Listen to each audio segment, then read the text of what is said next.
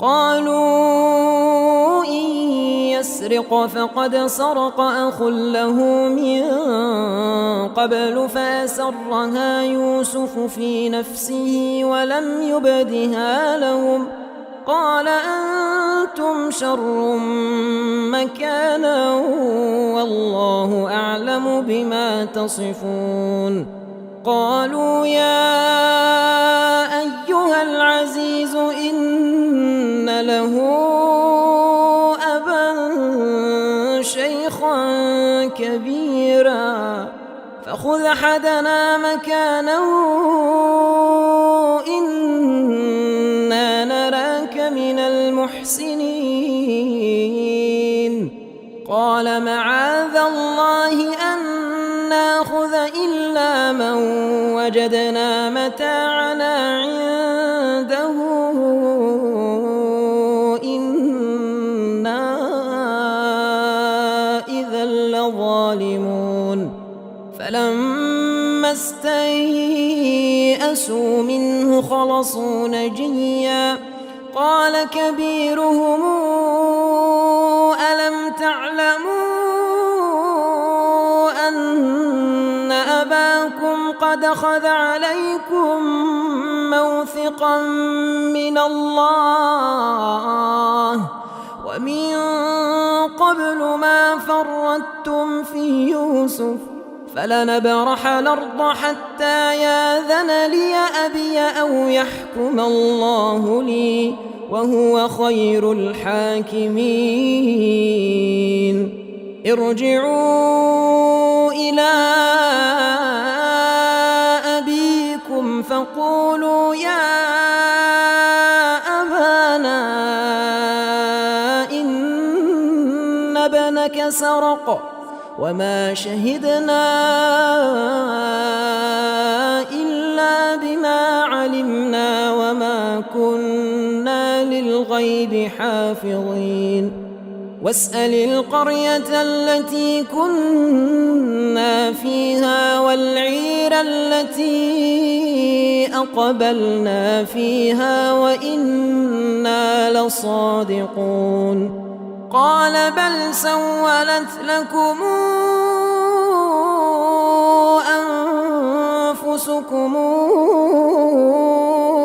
أمرا فصبر جميل عسى الله أن ياتيني بهم جميعا إنه هو العليم الحكيم. وتولى عنهم وقال يا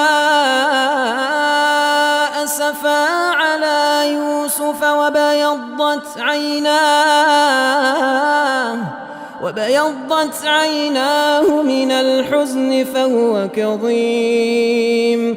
قالوا تالله تفتأ تذكر يوسف حتى تكون حرضا أو تكون من الهالكين.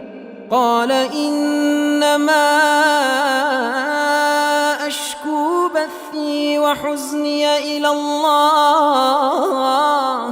وأعلم من الله ما لا تعلمون. يا بني يذهبوا فتحسسوا من يوسف وأخيه ولا تيأسوا من روح الله إنه لا ييأس من روح الله إلا القوم الكافرون. فلما دخلوا عليه قالوا يا أيها العزيز مسنا وأهلنا الضر وجئنا ببضاعة مزجاة فأوف لنا الكيل وتصدق علينا إن الله يجزي المتصدقين. قال هل علمتم ما فعلتم بيوسف وأخيه إذا أنتم جاهلون.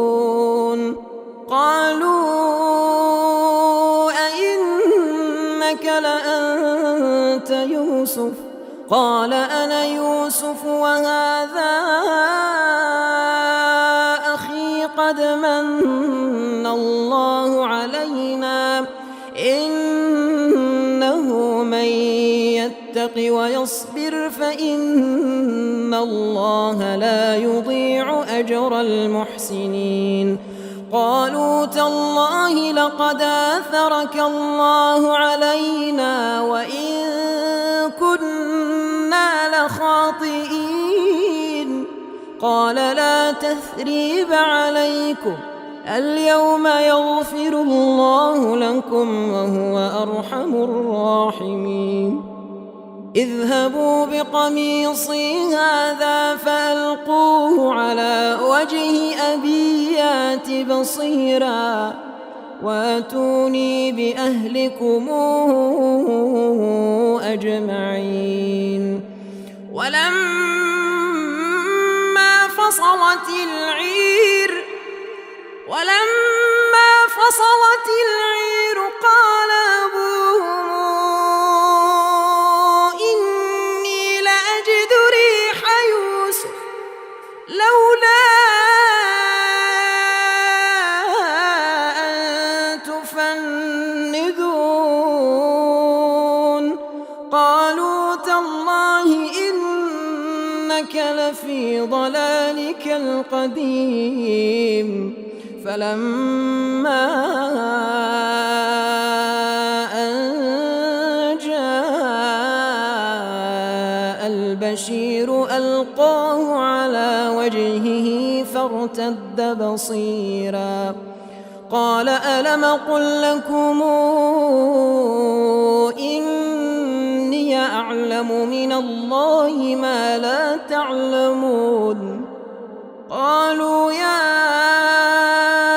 أبانا استغفر لنا ذنوبنا إنا كنا خاطئين. قال سوف أستغفر لكم ربي إنه هو الغفور الرحيم. فلما دخلوا على يوسف آوى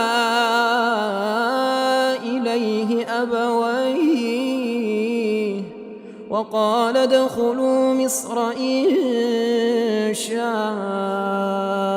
الله آمنين. ورفع أبويه على العرش وخروا له سجدا وقال يا أبت هذا تاويل رؤياي من قبل قد جعلها ربي حقا وقد أحسن بي إذا أخرجني من السجن وجاء بكم من البدو من بعد أن